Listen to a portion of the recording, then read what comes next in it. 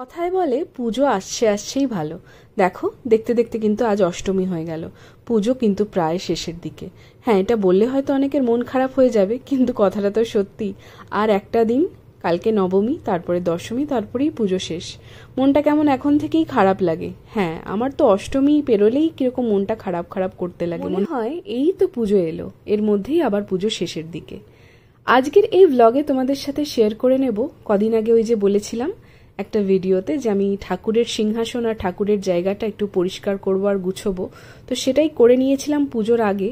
But তোমাদের সাথে video share করা হয়নি, কারণ আরও বেশ কয়েকটা টপিক ছিল, সেগুলো নিয়ে ভিডিও শেয়ার করেছি এই কদিন।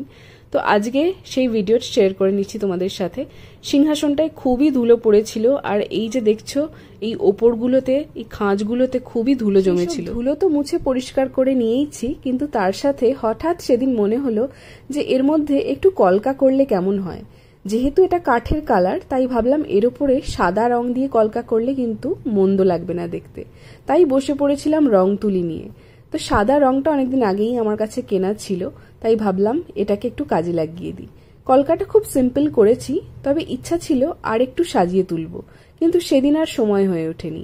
ভাবলাম পরে কোনো একদিন করে নেব, কারণ সেদিন এই সমস্ত কাজ সেরে আমার পুজোও সারার ছিল।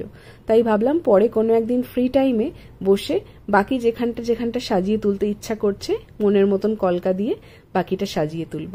তো আজকে কতটুকু কি সাজিয়েছি সেটা তো তোমাদেরকে দেখিয়েই দিয়েছি ভিডিওতে। তোমরা দেখে বলো কেমন হয়েছে কলকাটা। কারণ আগে না খুব এই ধরনের কলকা আঁকাঝোঁকা করতাম, কিন্তু অনেক দিন হয়ে গেল এসব বন্ধ বলে হাতটা খুব কাঁপছিল, তাই খুব একটা নিখুঁত করে হয়তো করতে পারিনি। মানে আমার খুব একটা মনের মতন হয়নি, যতটা আমি বেটার করতে পারি ততটা বেটার আমার নিজের লাগেনি।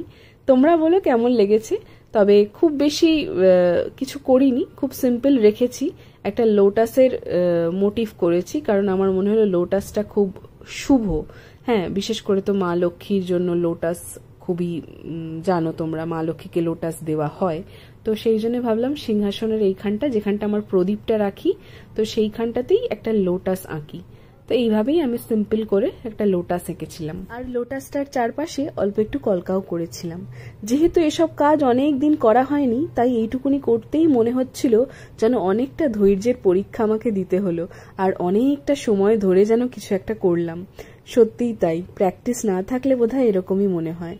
খুব কাঁচা হাতের কাজ বলেই মনে হচ্ছে, কারণ ওই যে বললাম হাতটা খুব কাঁপছিল, তাই খুব একটা নিখুঁত হয়নি। তবু তোমরা বলো কেমন হয়েছে, আর পুজো সবাই কেমন কাটাচ্ছ অবশ্যই জানিও। এই ছিল ফাইনাল লুক। চলো, তোমাদের সাথে দেখা হচ্ছে আবার নেক্সট ভিডিওতে। টাটা।